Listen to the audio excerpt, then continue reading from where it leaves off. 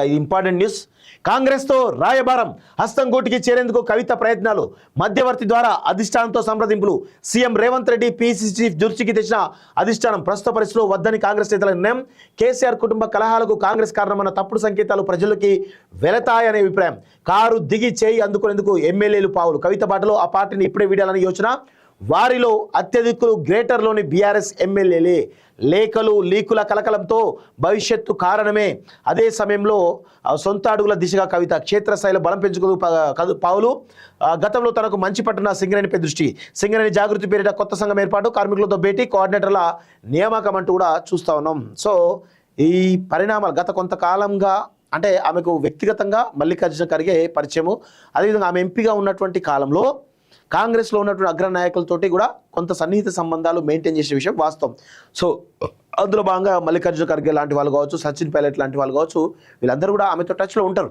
So ఇప్పుడు ప్రస్తుతం జరుగుతున్న పరిణామాల దృష్ట్యా కొంతమంది కీలకమైనటువంటి నేతలు, ముఖ్యంగా చాలామంది ఏమంటారు, సచిన్ పైలట్ రంగంలోకి వచ్చిందని చెప్పి చాలామంది అంటా ఉన్నారు. కానీ అది ఎంతవరకు నిజమో ఎంతవరకు అబద్ధమో మనకు తెలియదు.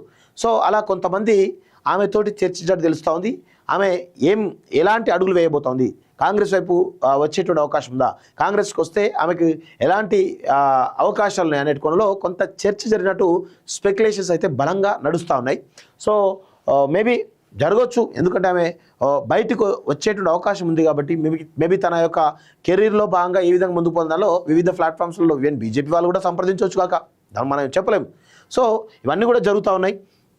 సో కేసీఆర్కు లేఖాస్త్రం సంధించి ధిక్కార స్వరం వినిపించిన ఆయన తనయ కవిత కాంగ్రెస్ అధిష్టానంతో రాయబారం నడిపారా, ఆ పార్టీలో చేరేందుకు ప్రయత్నం చేశారా, ప్రస్తుత పరిస్థితుల్లో కాంగ్రెస్ అధిష్టానం అందుకు నో చెప్పిందా? మేబీ నో చెప్పడానికి అవకాశాలు ఎక్కువ ఉంటాయి. ఎందుకంటే ఇటు కేసీఆర్ కుటుంబం, రేవంత్ రెడ్డి ఇద్దరు కూడా బద్ధశత్రులు కాబట్టి మేబీ పోకపోవడానికి అవకాశాలు ఎక్కువ ఉంటాయి. సో ఆమె కూడా చాలా విమర్శలు రేవంత్ రెడ్డి పాలనపైన చేసింది.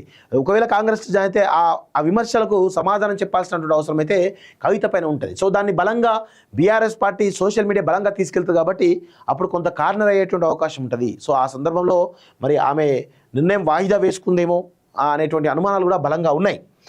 సో లీకుల ద్వారా బీఆర్ఎస్లో కలకలం నెలకొన్న సమయంలోనే ఓ మధ్యవర్తి ద్వారా ఆమె కాంగ్రెస్ అధిష్టానాన్ని సంప్రదించారని ఆ వర్గాలు వివరించాయి. ఇటీవల 2-3 రోజుల పాటు ముఖ్యమంత్రి రేవంత్ రెడ్డి, పీసీ అధ్యక్షుడు మహేష్ కుమార్ గౌడ్ ఢిల్లీలోనే మకాం వేసిన సంగతి తెలిసిందే. ఆ సమయంలోనే కవిత ప్రతిపాదనను కాంగ్రెస్ అధిష్టానం పెద్దలు వారిద్దరి దృష్టికి తీసుకెళ్లినట్లు తెలిపాయి. అయితే ప్రస్తుత పరిస్థితిలో ఆమెను చేర్చుకోవడం మంచిది కాదని వారిద్దరూ అభిప్రాయపడినట్లు వివరించాయి.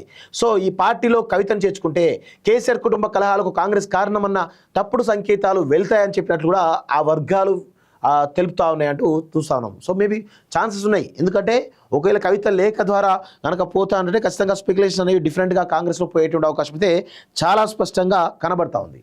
సో ఇక్కడ చూసినట్లయితే బీఆర్ఎస్లో తాజా పరిణామం గమనిస్తున్నటువంటి ఆ పార్టీలను కొందరు ఎమ్మెల్యేలు చేయి అందుకునేందుకు ముందుకు వస్తున్నారని కాంగ్రెస్ వర్గాలు చెబుతా ఉన్నాయి. సో ఇది ఎంతవరకు నిజమో ఎంతవరకు అబద్ధమో తెలియదు. ఈ 1.5 yearగా ఏం జరగలేదు. మరి ఇంకా మిగతా అసలు పార్టీ ప్రభావమే కోల్పోతా ఉంది. ఒక 3 సంవత్సరాలు వాళ్ళు ఓపిక పట్టుకుంటే బయటపడతారు. సో ఈ పరిస్థితిలో వాళ్ళు జాయిన్ అవుతారా అంటే నాకు డౌటే. సో ఇది ఒక స్పెక్యులేషన్ న్యూస్లా కనబడతాం తప్ప ఏదీ లేదు. ఆ తర్వాత లీకులు బీఆర్ఎస్లో కలకలం సృష్టిస్తున్న విషయం తెలిసిందే. కవితతో ఆ పార్టీ పెద్దలు జరిపిన రాయబారము విఫలమైంది. సొంతంగా అడుగులు వేసే దిశగా ఆమె ముందుకు సాగుతున్నారు. అదే సమయంలో మేడిగడ్డ బ్యారేజ్ కుంగుబాటుకు సంబంధించి కాళేశ్వరం కమిషన్ కేసీఆర్ హరీష్లకు నోటీసులు జారీ చేసింది. విచారణకు ఇద్దరు హాజరు కానున్నారు కూడా. ఇక ఫార్ములా రేస్ కేసులో కేటీఆర్కు నోటీసులు కూడా రావడం జరిగింది. సో రాబోయే రోజుల్లో ఖచ్చితంగా కేసీఆర్ ఫ్యామిలీ చుట్టూ ఒక అష్టదిగ్బంధనం నడుస్తూ ఉంది. సో ఇటు కాళేశ్వరం కమిషన్ కావచ్చు, లేకపోతే ఏసీబీ కేసు విచారణ కావచ్చు, ఇవన్నీ కూడా కొంత కేసీఆర్ కుటుంబానికి, బీఆర్ఎస్ పార్టీకి ఇబ్బందికరమైనటువంటి పరిస్థితులు తీసుకొచ్చేటువంటి అవకాశం అయితే చాలా స్పష్టంగా కనబడతా ఉంది.